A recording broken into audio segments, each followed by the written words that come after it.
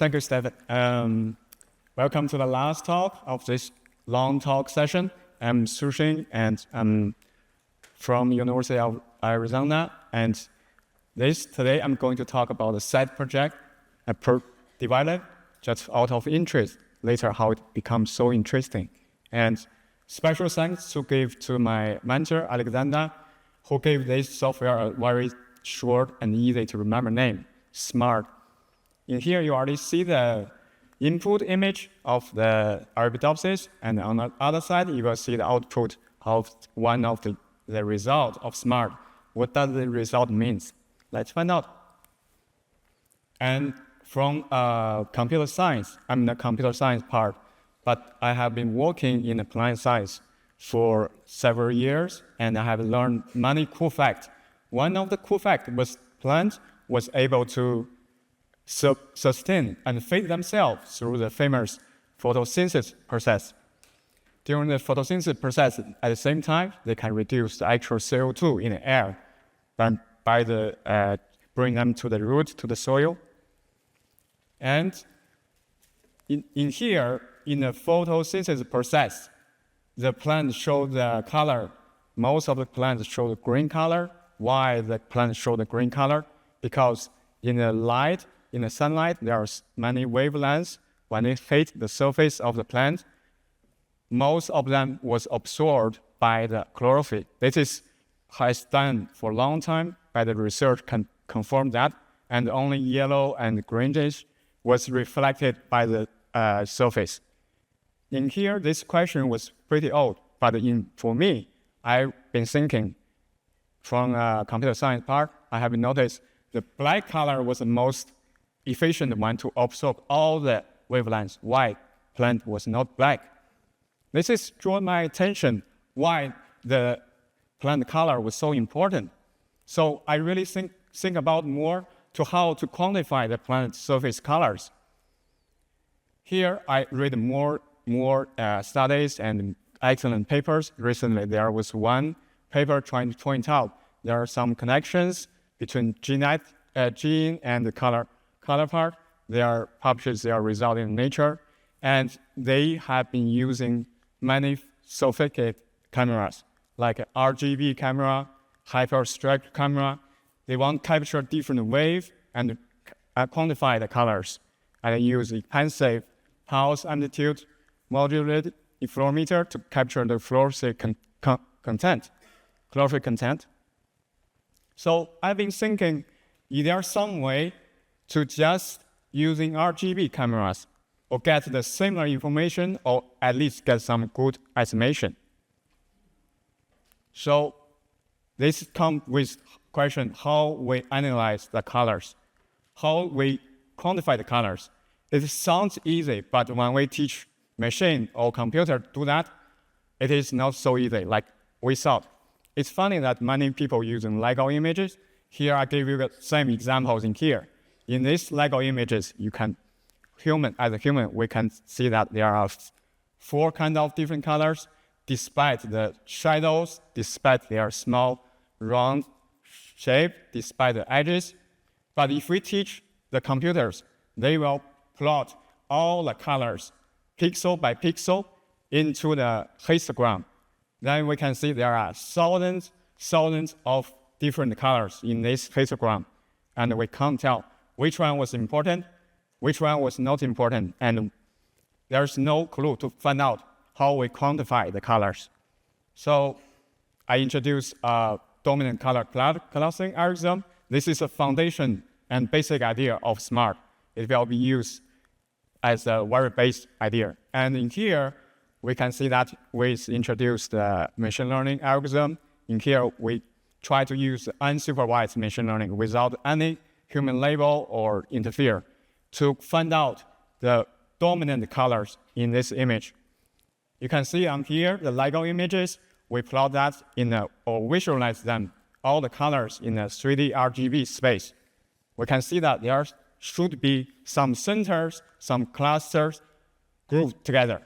So after that, we're using the dominant clusters and find out the centers.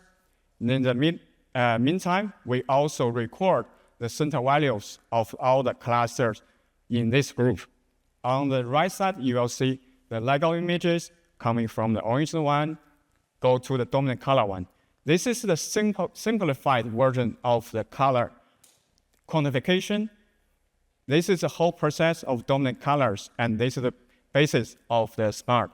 But what is the usage of this dominant cluster if we want to analyze the plant surface colors? Here, we tried very boldly using the input of one of the test images. We can definitely segment the plant out, then use the same dominant colors clustering method to apply to the plant surface. In here, we can see that the SMART was able to quantify 3 levels of different green. In here, I can say carefully, it might be yellowish. So the output of SMART will tell you that maybe there are 42% yellow color in there or 30% green color in there. So if we combine them or overlay them together, you will see the result on the right side. This is the color analysis result, shows the color distribution and color quantification result, and their ratio was automatically recorded. Wait a second, some people in here might ask why you choose the number 3 as the quantification numbers. I've been thinking the same questions. I don't know, because this is for testing. And later, I've been asked too many questions with this, so I thought there should be a way to find out the best number of level of greens if you want to analyze one image without human interference. And we have been testing, like putting the number of from 1 to 4, visually check what's the result looks like. You can see on top level, you have different kind of green colors, and they are quantified in different numbers. And on the bottom line, you will see that their visualization in RGB 3D space. The goal was try to find out how many colors are showing up and what's their locations and what's their distributions. Is there going to be more small colors show up, or is it all important for us to analyze that? So we do a maximum test, increase number from 1 to 20. Here I put them together, make an animation. You will see that on the left side, it's a 2D visualization of the color clustering changing from number 1 to number 20. And on the right side, you will see there are more colors from 1 cluster and until 20 clusters show up. When I see this, I'm so excited. There are so many small clusters show up on the RGB color space when we increase numbers. That means they are not so important. So we might find the best way to find out the opening number among 1 to 20. So here, we need to bring in a mathematical way to quantify them. In here, I mentioned about the elbow method to help us find out the best number of level of greenness you want to analyze. The basic idea was they calculate the within cluster, the distance, and find out the distributions and find out the best numbers. So in here, we are able to quantify the colors. We are able to find the best number of colors for the plant surface image. So I built up this smart pipeline. Smart pipeline, the uniqueness was it can compute both morphological and physiological traits. For example, the morphological traits, the width, height, and the number of leaves, that part, we also introduced a pre-trained model to help us segment the plant besides the dominant cluster algorithm. But I want to mention this, the uniqueness and the powerful part of SMART was the color analysis part. On this side, you will see the color analysis result I showed you before. With this SMART software, I was thinking, this is a software for plant science community, but what is the benefit if plant scientists want to find out more scientific research goals or what's the scientific value for that. So I've been try to read a lot of papers and go back to my second slide. I mentioned about why the plants are green. I noticed the chlorophyll content. Chlorophyll content, they have some correlation with the RGB colors in some way. This result or conclusion was proposed long time ago, and recently some similar literature or papers try to do some research on that, confirm that too. So I'm very, very interested. How about let's try with the color analysis, then try to using RGB image only, then estimate the chlorophyll content. So the basic idea and the fundamental idea was using RGB images, then transfer them into another color space in computer vision part. Another color space was called LAB space. Then from LAB space, there are some direct connections with chlorophyll content.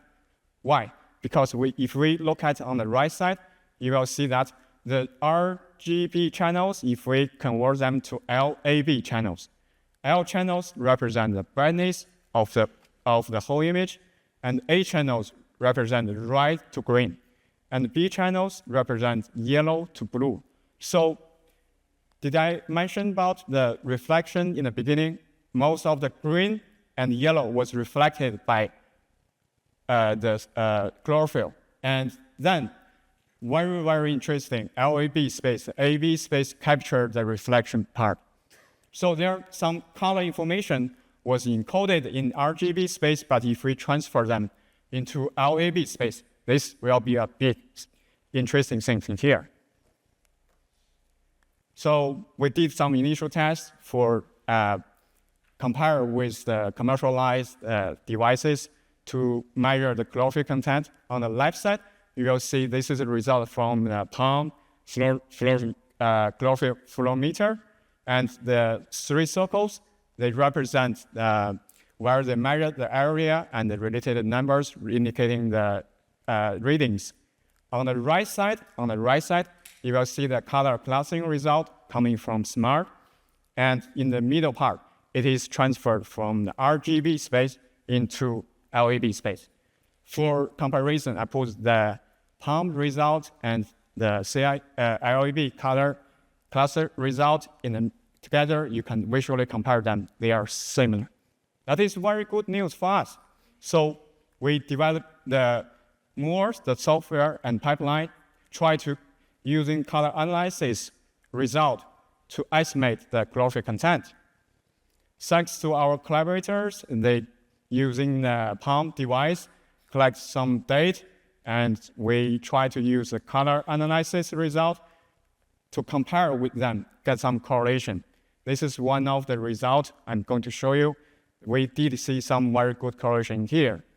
So, but we can't rely on only one device. We need a multiple device to validate the result.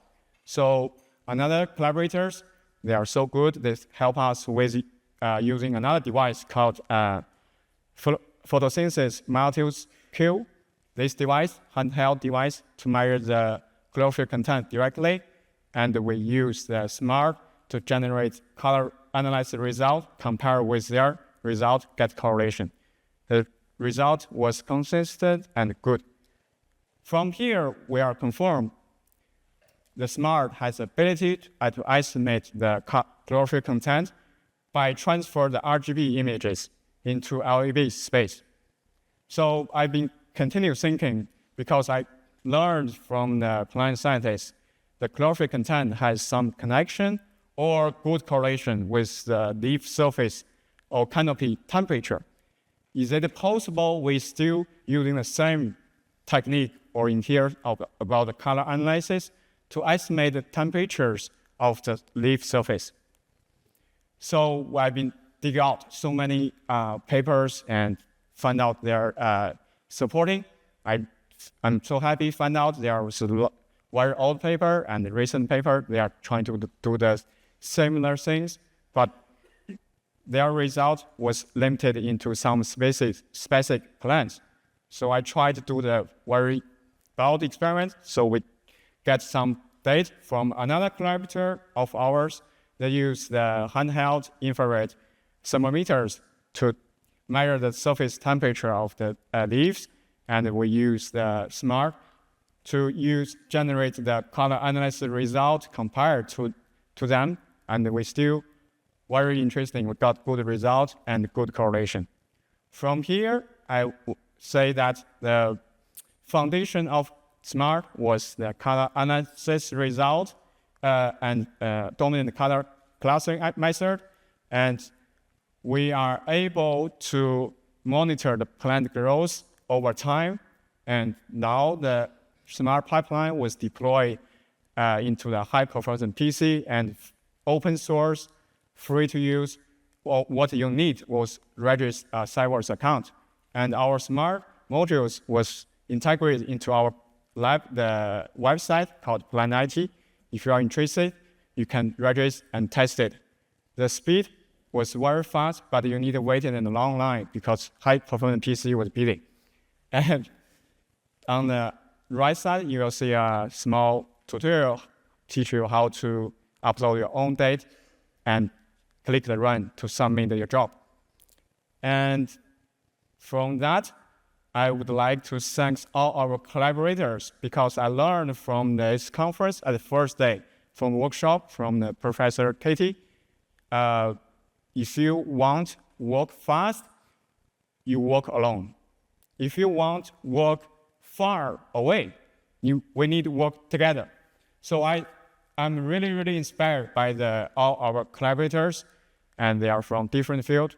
Although I put a world map in here, most of them are US-based. And I'm really special thanks to the Syngenta friend. He's so interested in my pipeline, and he invited me to do some other tools. We built up a commercialized tool called Tools, and another one from England research department. So my dream was let more people use it, and I hope the users will spread out into the world. Last one, I want to thank to our lab members and our mentors, and special thanks go to Jennifer Clark to offer me this chance to speak in here and offer me the trial grant, make it all possible. Thank you.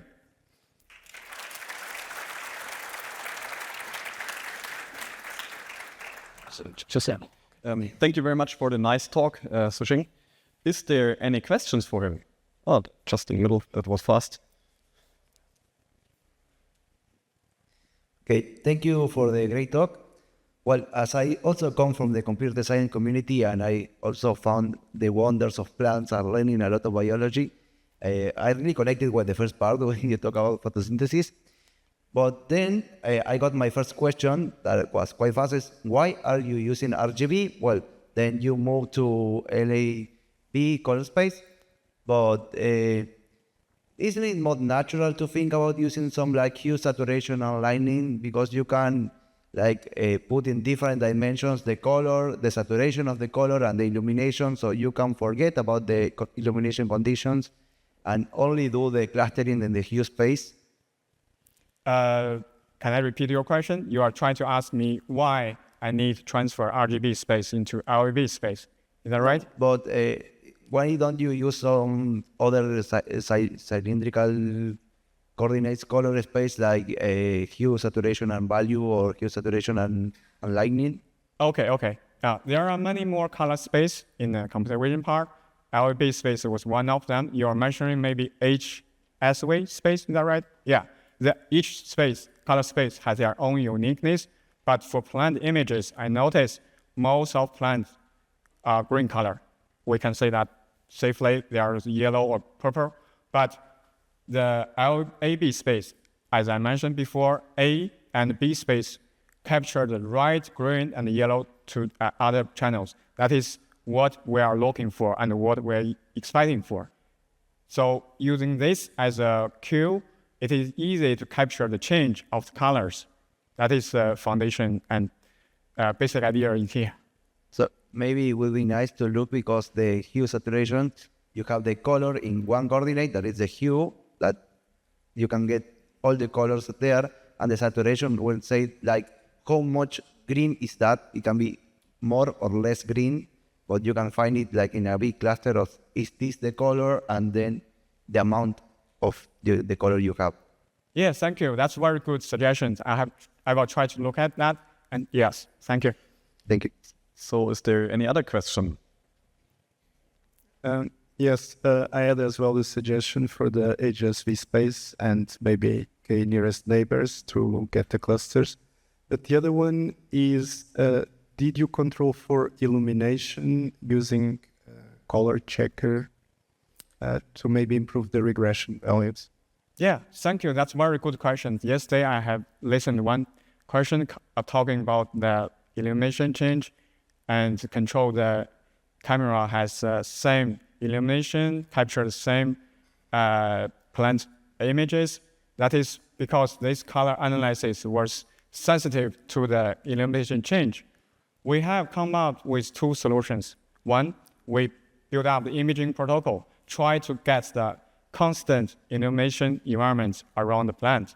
Second, if you don't have that, any images you take at a different time, different sunlight time, or different illumination environment, we will do a group of all your data and get the average or mean value, find out the constant greenness in this data set, then use that as a reference. Then we calculate the distance between all the greenness against this base reference level.